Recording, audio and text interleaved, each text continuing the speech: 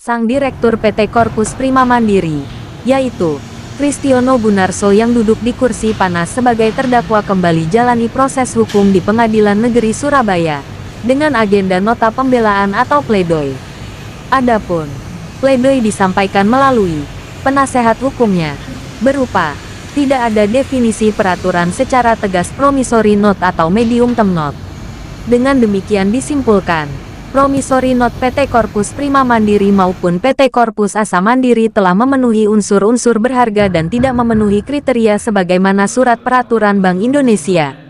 Sedangkan Jaksa Penuntut Umum dari Kejaksaan Negeri Surabaya, yaitu Darwis, langsung mereaksi dengan memberi tanggapan secara lisan yakni membantah semua dalil-dalil yang disampaikan terdakwa melalui penasehat hukumnya, karena terdakwa ini sudah ada perkara baru lagi yang sedang disidik oleh pihak Polda Jatim, dengan 2 laporan, Polda Metro Jaya juga dengan 2 laporan dan 1 dari Polda Sumatera Utara. Jadi semua pledoi terdakwa kami bantah yang mulia dan kami tetap pada tuntutan. Berikutnya, penasehat hukum terdakwa juga tetap pada pledoinya.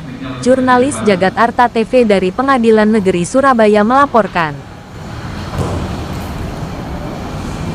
Pembelaan perkara pidana register perkara nomor 464/60/2022/PN Surabaya Pengadilan Negeri Surabaya atas nama terdakwa Kristiono Gunarso. Yang mulia majelis hakim yang kami hormati, jaksa penuntut umum yang terhormat, sidang yang terhormat, sehubungan telah dibacakan tuntutan jaksa penuntut umum pada hari Kamis tanggal 20 Juli 2023. Dengan ini kami selaku tim penasihat hukum terdakwa hendak menyampaikan pembelaan dengan sistematika sebagai berikut.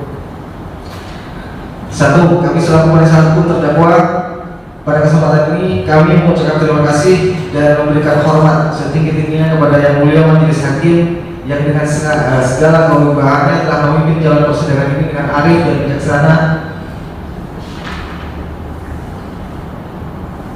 bahwa memperhatikan adigium hukum pidana yang sangat terkenal yang lebih baik membebaskan 1000 orang bersalah daripada menghukum 1 orang yang tidak bersalah secara tegas, bahwa menghukum orang yang benar adalah suatu kejahatan yang paling kejam dan tidak dapat dibenarkan sama sekali. Kami memandang keobjektifan yang tinggi dari Yang Mulia Bapak Ketua Majelis Hakim dan Yang Mulia Hakim anggota selama jalan persidangan ini akan menghasilkan keputusan yang objektif dan berdasarkan kepada fakta-fakta hukum yang ada.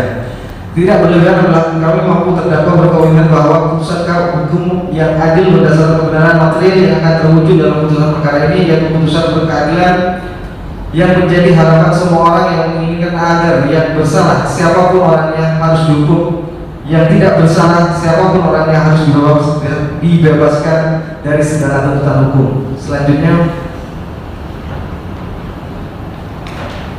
kami langsung pada analisa yuridis terhadap dakwaan ketiga yang menjadi tuntutan JPU pasal 46 ayat 1 Undang-Undang nomor 10 tahun 1998 tentang perubahan atas Undang-Undang nomor 7 tahun 1992 tentang perbankan, memiliki beberapa unsur. 1. Barang siapa dan seterusnya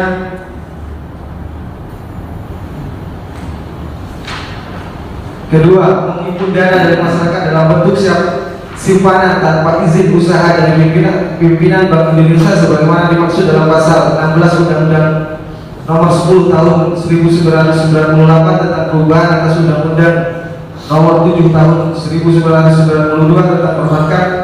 Penasihat hukum terdakwa berpendapat perbedaan antara promissory note PN dan medium term note MTN dengan simpanan di bank konvensional dalam pasal 1 angka 5 Undang-Undang nomor 7 tahun 1992 tentang perbankan sebagaimana telah diubah dengan Undang-Undang nomor 10 tahun 1998 mendefinisikan simpanan adalah dana yang dipercayakan oleh masyarakat kepada bank berdasarkan perjanjian penyimpanan dana dan bentuk giro, deposito, sertifikat deposito, tabungan dan atau bentuk lain yang dipersamakan dengan itu. Selanjutnya dalam pasal 6 huruf A Undang-Undang nomor 7 tahun 1992 tentang perbankan sebagaimana telah diubah dengan Undang-Undang nomor 10 tahun 1998 menentukan Usaha bank umumnya meliputi A. Menghimpun dana dari masyarakat dalam bentuk simpanan berupa giro, deposito berjangka, sertifikat deposito, tabungan, dan atau bentuk lain yang dipersalahkan dari itu. Bahwa berdasarkan ketentuan pasal Aquo, penasihat hukum berpandangan bahwa promissory note dan medium term loan berbeda dengan bentuk simpanan sebagaimana yang telah ditetapkan dalam Undang-Undang Nomor 7 Tahun 1992 tentang perbankan sebagaimana telah diubah dengan Undang-Undang Nomor 10 tahun 1998 melainkan surat sanggup bayar sebagaimana yang ditentukan dalam pasal 174 Kitab Undang-Undang Hukum Dagang. Hal ini terungkap dalam persidangan sebagaimana keterangan saksi Joni Salim yang telah disumpah yang mengatakan sudah menjelaskan kepada saksi korban Lina Yahya jika produk PN dan MTN ini adalah surat utang piutang dan menjelaskan risiko akibat dari penerbitan surat utang piutang. Selain itu, keterangan saksi Johananta Suberti yang telah disumpah mengatakan sudah menjelaskan promissory note PN dan medium term note MTN kepada saksi korban almarhum Bambang Alamsyah dan nasabah lainnya adalah surat pengakuan hutang atau berbeda dengan deposito atau simpanan. Bahwa selain itu hal tersebut ditegaskan juga berdasarkan pendapat ahli hukum pidana Dr. Bambang Suharyadi SH MU yang menerangkan pasal 46 Undang-Undang Perbankan terkait perizinan usaha perbankan dalam konsep simpanan perbankan dalam bentuk tabungan, deposito, giro. Dari penjelasan buku yang diterbitkan oleh otoritas jasa keuangan adalah badan usaha menawarkan kepada masyarakat untuk melakukan simpanan uang, namun jika ada konsep hukum lain dalam hukum keperdataan misalnya investasi tidak dapat dikenakan pasal tersebut. Jika promissory note tersebut diterbitkan berdasarkan ketentuan perundang-undangan baik itu KUHD ataupun peraturan lainnya dan ketika badan usaha jelas badan hukumnya sah kemudian menjelaskan usaha yang sah berarti ada kesepakatan konsep promissory note tunduk pada KUHD, konsep hukum ada maka tidak dapat dikaitkan dengan ketentuan pasal 46 Undang-Undang Perbankan. Bahwa tentang ketentuan mengenai frasa yang dipersamakan dengan itu dalam pasal 1 angka 5 Undang-Undang Nomor 7 Tahun 1992 sebagaimana telah diubah dengan Undang-Undang Nomor 10 Tahun 1998 tentang perbankan. Tim penasihat hukum terdakwa berpandangan bahwa frasa Aquo merupakan suatu bentuk simpanan lain yang memiliki persamaan atau disetarakan dengan giro, deposito, tabungan dengan ciri-ciri utama yang ada pada produk simpanan sebagaimana yang diterangkan oleh saksi ahli Dr. Surahwi Narni SHMU yang telah disumpah di persidangan menerangkan bahwa bentuk lain yang dipersamakan dengan itu maksudnya adalah produk simpanan lain yang memiliki persamaan atau disetarakan dengan giro, deposito, tabungan dan ciri-ciri utama yang ada pada produk simpanan tersebut. Jika ciri-ciri utama pada produk simpanan tersebut tidak ada, maka dianggap tidak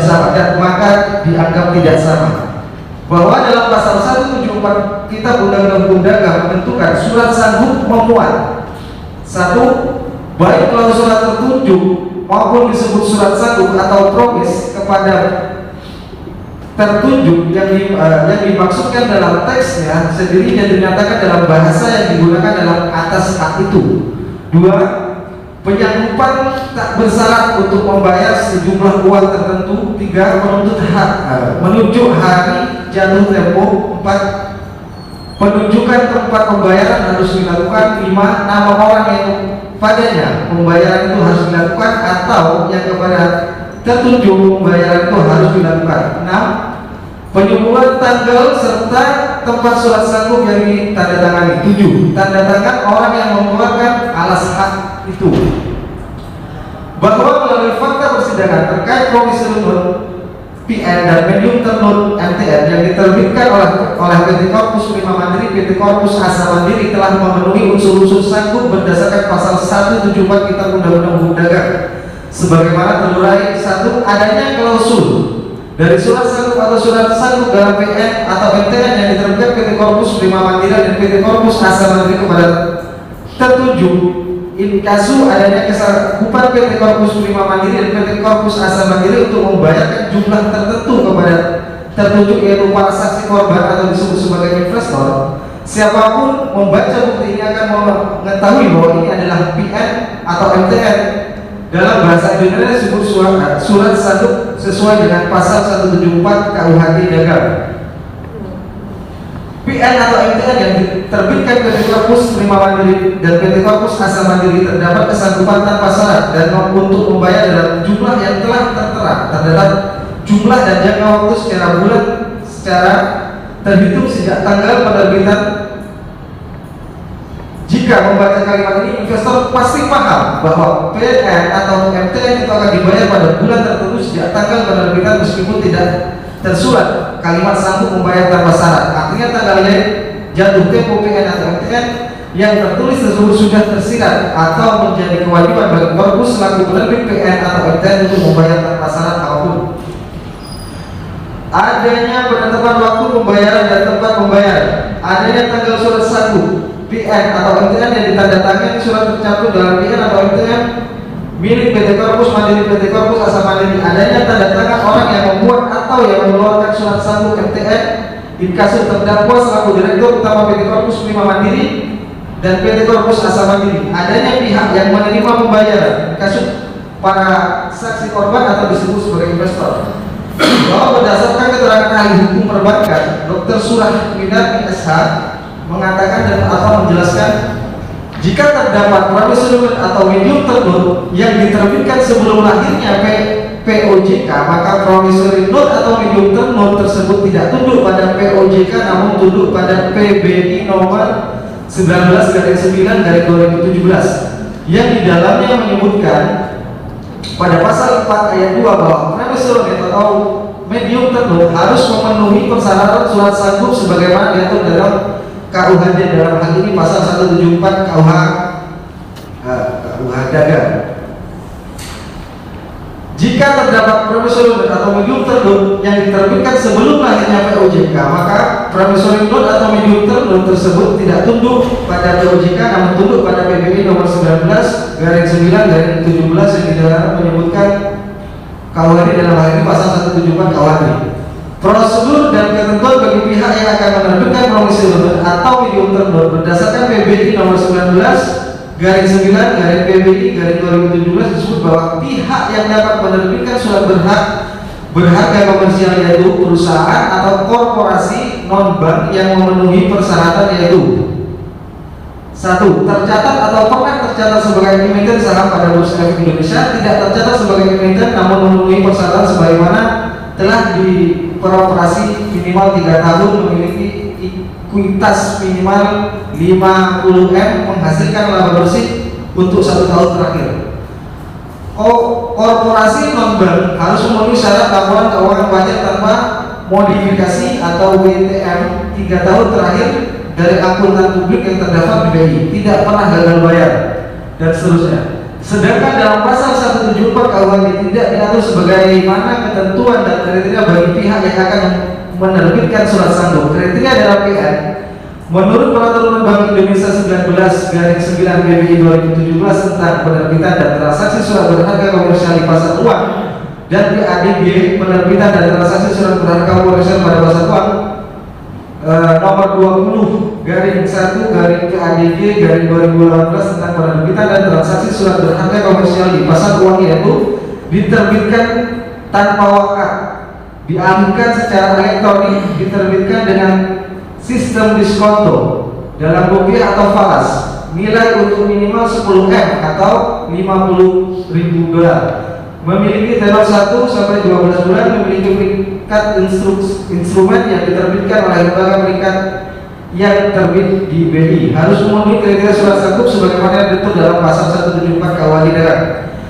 Berdasarkan hal-hal di atas, maka PN tidak termasuk surat berharga komersial namun termasuk surat sanggup sesuai dengan mana pasal 174 KUHD di atas. Fakta berdasarkan bukti-bukti promissory note atau medium term note milik PT Corpus Prima Mandiri dan PT Corpus Asa Mandiri dengan terdakwa selaku direktur utama diterbitkan dengan wakat atau surat bahwa kesaksian para saksi di bawah sumpah diketahui kesepakatan terhadap promissory note atau medium term note milik Koon Suhedi Wijaya melalui keagengan PT Trimitra Jaya Raya, milik Lina Yahya melalui keagengan PT Trimitra Jaya Raya, dan milik almarhum Dr. Bambang dan Alamsyah Dengan sendirinya Bernardita Alamsan selaku ahli waris melalui Johan Suberti, sehingga kesepakatan tersebut tanpa menggunakan media elektronik. Profesor atau medium ternut antara PT Corpus Prima Mandiri dan PT Corpus Asa Mandiri dengan terdakwa selaku direktur utama para saksi korban tidak memenuhi kriteria surat berharga komersial menurut PBI nomor 19/9/2017, atau dikatakan tidak tunduk pada ketentuan PBI nomor 19/9/2017. Hal tersebut juga didasarkan pada tidak adanya definisi secara tegas terkait promissory note atau medium term.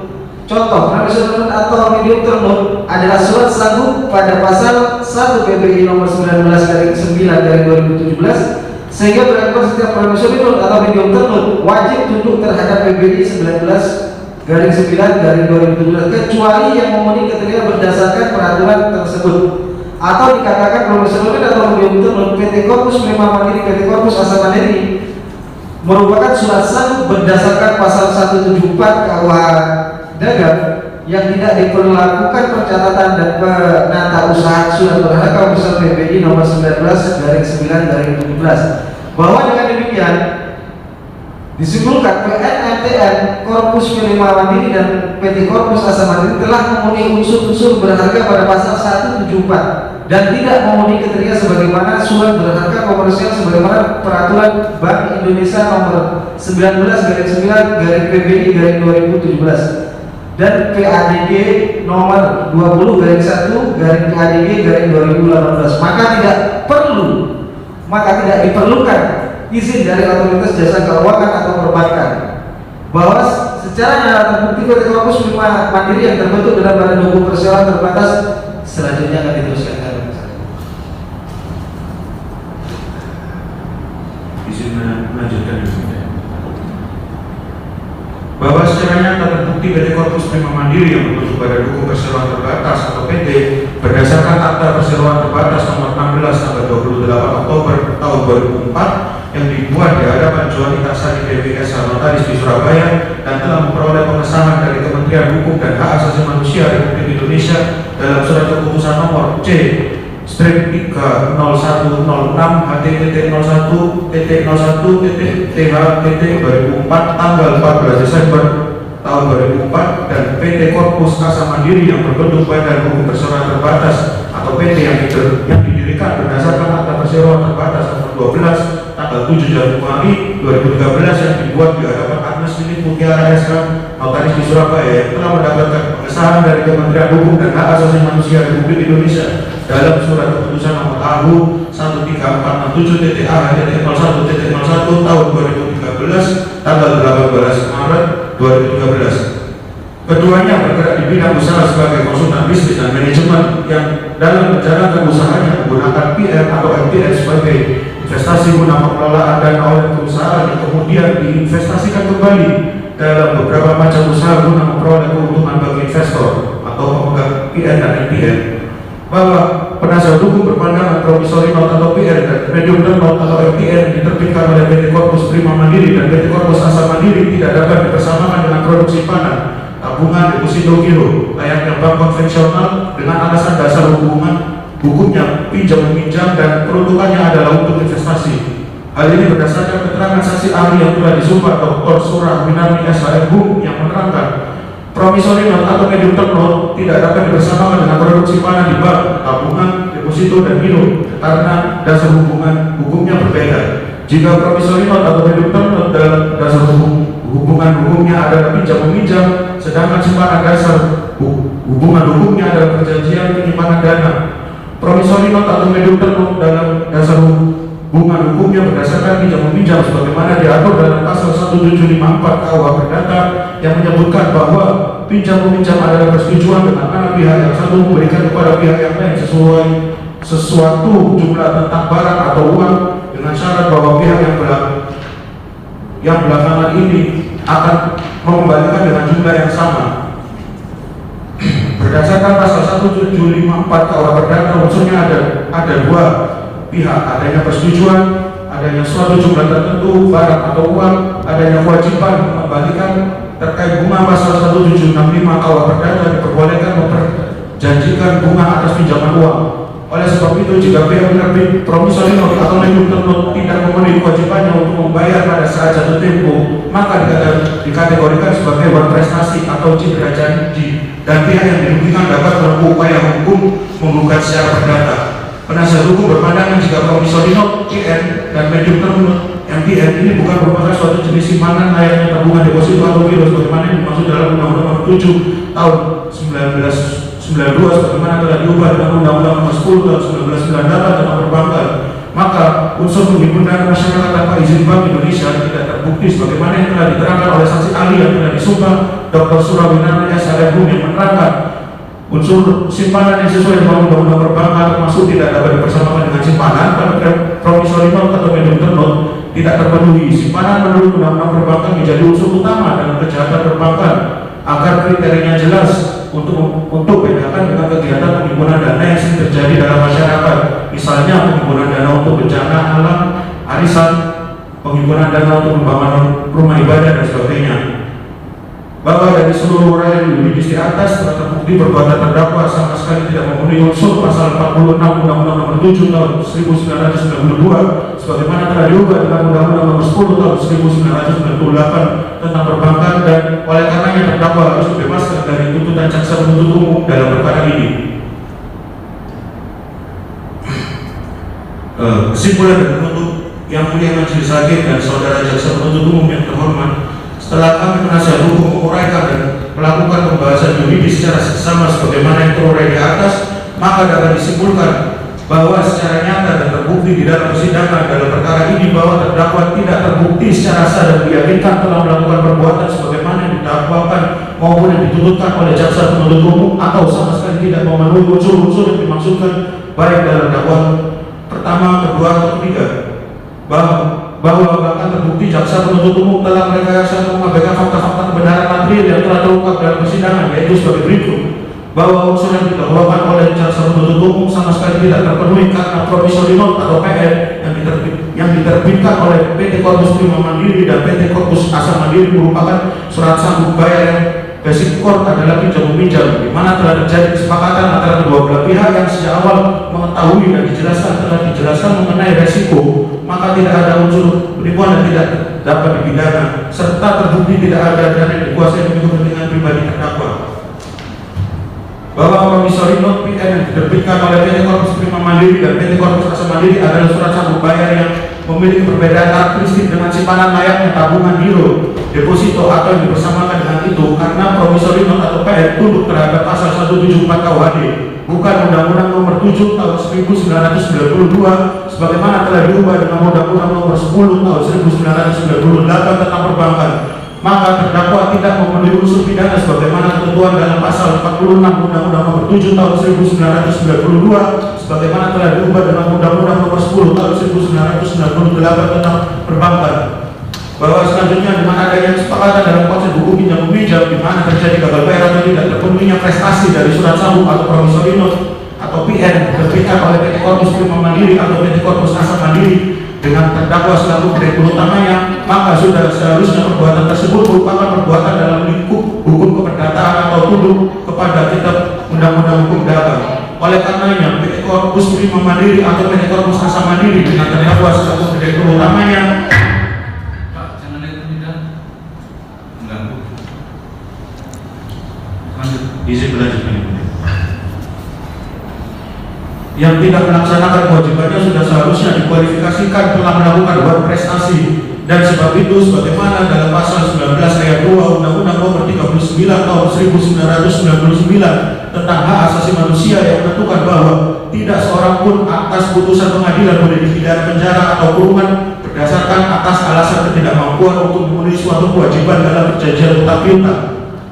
Bahwa berdasarkan hal-hal tersebut di atas, maka kami penasihat hukum dengan segala kerendahan hati memohon kepada yang mulia majelis hakim yang terhormat dan bijaksana berkenan untuk memutuskan sebagai berikut: 1. Menyatakan surat dakwaan maupun surat tuntutan jaksa penuntut umum dalam perkara ini tidak terbukti secara sah, karenanya tidak dapat menjadi dasar untuk mendakwa maupun menuntut terdakwa dalam perkara ini.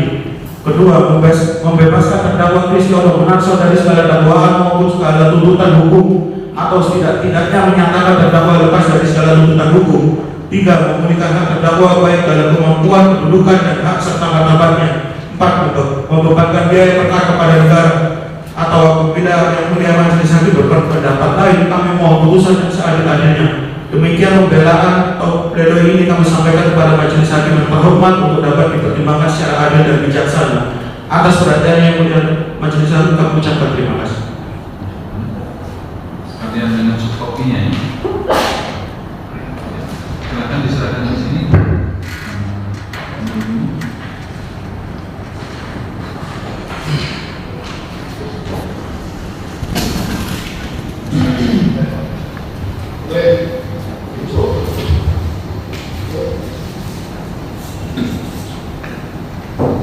Demikian ya saudara terdakwa, pembacaan pembelaan dari penasihat hukum saudara. Saudara ada yang mau disampaikan? Bahwa sebenarnya saya sangat menyesalkan kasus ini terjadi, karena sebenarnya dari awal itu saya waktu menerbitkan instrumen ini, itu sebenarnya saya sudah berkonsultasi kepada KSE. Hampir 6 bulan kita konsultasi ke KSE, sehingga dalam hati kecil saya sebenarnya saya tidak berharap adanya sesuatu yang menyimpang dari regulasi yang ada. Itu hati kecil saya. Jadi dari hati kecil saya terdalam, saya nggak pernah apa itu istilahnya, tidak pernah ingin melakukan hal yang ilegal, jadi yang sesuai dengan regulasi. Sehingga saya merasa kalau ini terjadi, itu yang saya sesalkan. Poin kedua adalah saya tetap berkomitmen menyelesaikan semua kewajiban saya kepada para kreditur dengan secepat-cepatnya. Saya akan bantu tim kurator untuk mendapatkan pembeli dari perusahaan saya, sehingga dapat menyelesaikan kewajiban kepada pihak ketiga. Itu yang akan saya janjikan kepada seluruh nasabah, baik kepada Yang Mulia. Jadi saya berharap sebenarnya saya bisa mendapatkan keadilan yang seadil-adilnya dalam kasus ini. Terima kasih Yang Mulia. Kami tanyakan kepada saudara, apakah saudara sebelumnya pernah dihukum? Tidak pernah, Yang Mulia. Tidak pernah.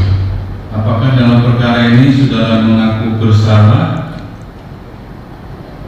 Saya secara keseluruhan, baik perdata atau pidana, saya ngaku bersalah di dalam sisi perdatanya, Yang Mulia. Kalau kasus pidananya, menurut saya hanya menyesalkan kasus ini muncul di pidana. Menyesal jika kasus tidak pernah pidana ya? Iya, ya, tapi saya bukan menyesal dalam kasus pidananya, tapi memang saya bersalah dalam kasus perdata, dan saya mempunyai kewajiban untuk mengembalikan semua kewajiban pihak ketiga.